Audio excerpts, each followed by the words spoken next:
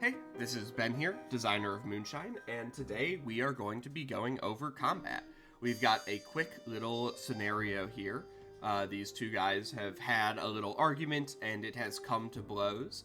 The gentleman with the hat has raised his fists, ready to punch. His punches do 4 damage. This is because the damage of a punch is 1 plus his dots of force, which he's got 1 of, and then another 2 for having his second dot in knuckles. Whereas this guy is going to have a switchblade. Knives deal 2 damage plus guile. And he doesn't have his second dot, so he doesn't get a damage boost. So this guy does 3 damage with his knife, and our gentleman with the hat does 4 damage with his punch. So we are going to start things off with a force roll. So our puncher gets a 12, is not going to spend energy. Our stabber is probably going to spend 1 energy no matter what here. Going first is pretty important. 12, and he did declare that he was going to spend that energy. So he's down to 3 energy, but with a 15 gets to go first. You'll see health is quite low. 5 and 6 health, and when damages here are 3 and 4, turn order is very important. Often one of the best ways you can spend energy is to go earlier in combat. So he's going to start with stabbing. Making an attack with a weapon is the same as making an attack with any other skill. You just click it, or if you're playing physically, roll your dice, and you use your knives skill or your knuckles skill.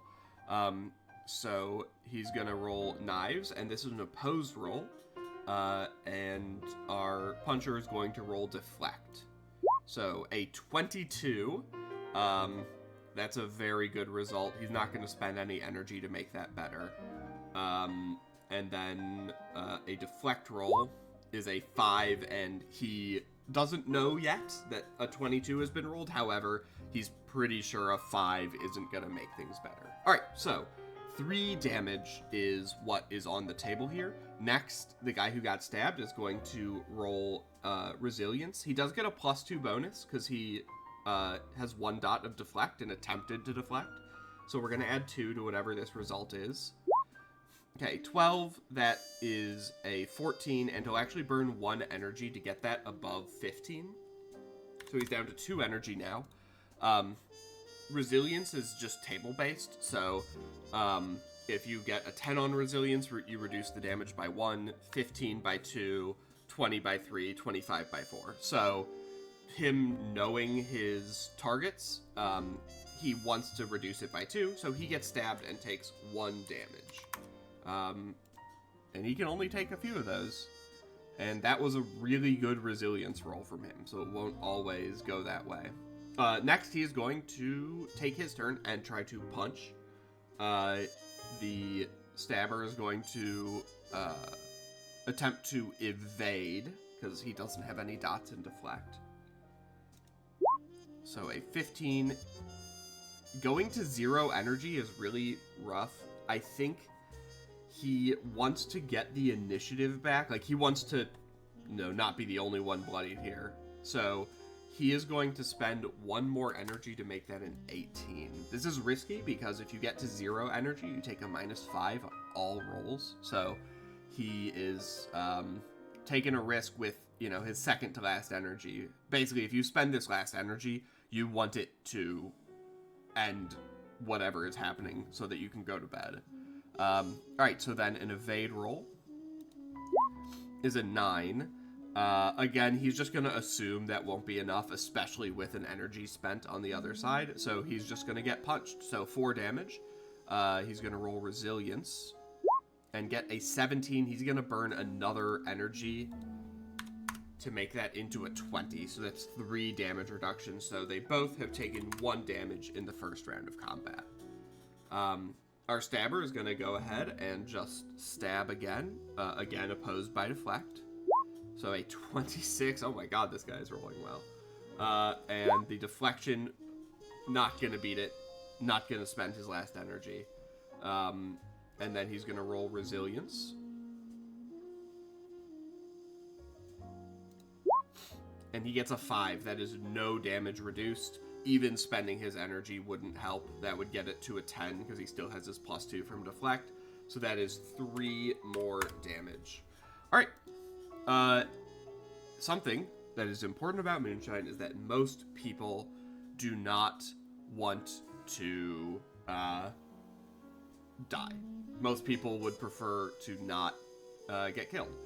So this guy is going to probably attempt to run away. He doesn't have very good like speech rolls to try and talk his way out. I think he is going to just run away here because he doesn't want to die. He is going to move towards the exit, which is probably somewhere. And then he is going to attempt a sneak roll. And to see if he can, like, get lost in the crowd, we'll say. Alright, so a 16 on his sneak. This is opposed by passive notice. This guy, he's got 1 dot of notice and 3 focus. The way you do passives is it's just +3 for each dot. So that'd be 3 + 3 is 6. So he does not actively notice. Or passively notice. So that is it for the hat guy's turn. Our stabber will roll notice just to see if he can find him actively. 20. He does see. He is also a little hurt and low on energy and probably has made his point. I don't think he's gonna chase. This is just a tiff. This is not a hit. So I think in the end, this guy will probably also leave a little bit later because he did stab someone, which is not highly appropriate, and he doesn't have Moxie to get away with it. And this guy will get home and spend the next several days recovering. Health recovery is very slow. You recover 1 health every day where you didn't take damage. So he's going to wake up tomorrow at 2 health, and if he just takes it easy, doesn't get into any more fights, he'll get 1 health back every day after that. You can see a doctor, someone with the medicine skill, to help go a little bit faster. That's another +1 per day. And hypnotist can also put you into a little healing trance. So that is combat. Thank you so much for watching, and have a great day.